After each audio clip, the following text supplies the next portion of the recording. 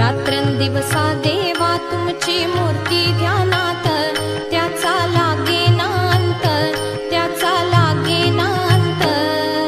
स्वप्नात आले माझ्या गुरुदेव दत्त, स्वप्नात आले माझ्या गुरुदेव दत्त.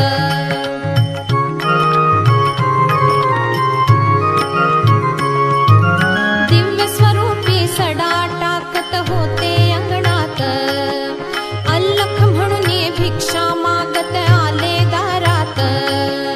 दिव्य स्वरूपी सडा टाकत होते